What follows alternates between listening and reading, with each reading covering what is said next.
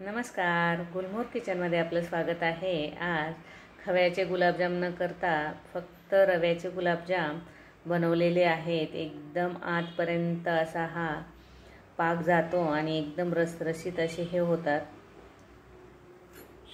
त्यासाठी इथे 1 वाटी हा बारीक रवा घ्यायचा आहे।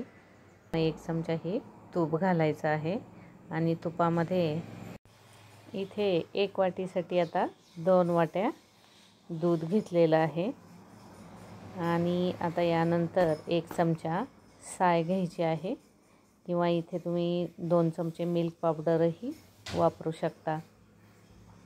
दुधाला छान अशी उकळी येऊ द्यायची आहे। इथे छान अशी दुधाला उकळी आलेली आहे आणि आता उकळी आल्यानंतर हा जो रवा घेतलेला आहे तो कच्चाच रवा घ्यायचा आहे, भाजायचा नाही आहे। तर हळूहळू हा रवा घालायचा आहे, बिलकुलही गाठी होऊ द्यायची नाही आहे। गॅस हा बारीक ठेवायचा आहे आणि सारखं असं हलवत राहायचं आहे, म्हणजे त्याच्या गाठी होणार नाहीत।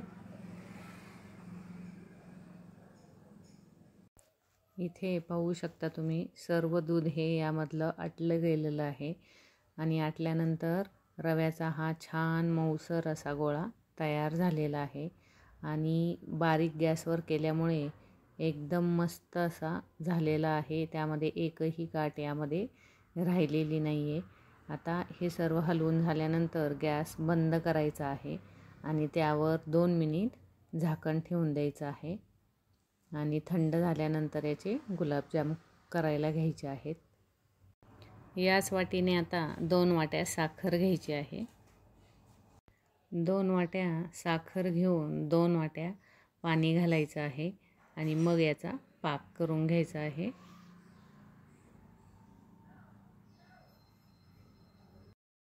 आता छान असा चिकट पाक तयार करायचा आहे। गुलाबजामसाठी जसा पाक आपण तयार करतो तसाच हा करायचा आहे, जास्त घट्ट वगैरे करायचा नाही, नाहीतर मग खूप चिकट असे हे गुलाबजाम होतील। पाक झाल्यानंतर आता हा गोळा जो आहे रव्याचा तो एकदम असा कोमट झालेला आहे। आता यामध्ये थोडीशी 2 चिमूट बेकिंग पावडर घालायची आहे किंवा 1 चिमूट तुम्ही सोडा खायचा घातला तरी पण चालू शकतं आणि थोडासा तुपाचा हात लावून हे पीठ व्यवस्थित असं मऊ एकदम छान असं झालं पाहिजे, असं मळून घ्यायचं आहे।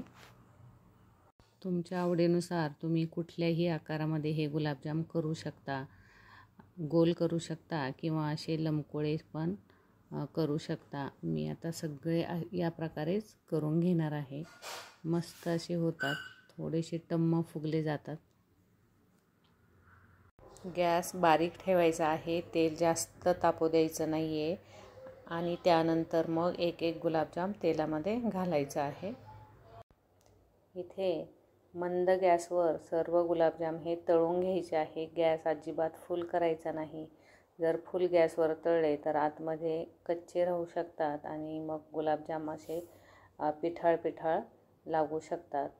त्याच्यामुळे मंद गॅसवरच हे सर्व गुलाबजाम तळून घ्यायचे आहे। आता एका चमच्याने तेल थोडंसं बाजूला असं करायचं आहे, गुलाबजामवर टाकायचं आहे, म्हणजे गुलाबजाम हे वेगवेगळे होतात आणि मस्त असे तळले जातात। गुलाबजाम बुडेल एवढंच तळण्यासाठी तेल वापरायचं आहे, म्हणजे ते वायाला पण जात नाही आणि खराब पण होत नाही। गुलाबजाम इथे एकदम मस्त असे फुगलेले आहेत। हे पहा, या रंगावर किंवा यापेक्षा थोडासा डार्क जरी रंग केला तरी पण चालू शकतं। इथे पाहू शकता एकदम मस्त असे हे गुलाबजाम झालेले आहेत। काही गुलाबजाममधून थोडीशी वाफ बाहेर आलेली आहे, त्याच्यामुळे थोडासा आकार वेगळा आलेला। आता लगेच पाकामध्ये घालायचे आहेत। सर्व गुलाबजाम हे तळून झालेले आहेत। आता ते एका वाटीमध्ये मी मुरण्यास ठेवणार आहे, कारण त्या पातेल्यामध्ये खूप जास्त झाले होते, त्यामुळे एका वाटीमध्ये आता मी काढून घेणार आहे आणि उरलेला पाक सर्व आता त्यामध्ये ओतणार आहे आणि 1 तास हे मुरण्यास ठेवून देणार आहे. 1 तासामध्ये सर्व गुलाबजाम हे व्यवस्थित मुरले जातात.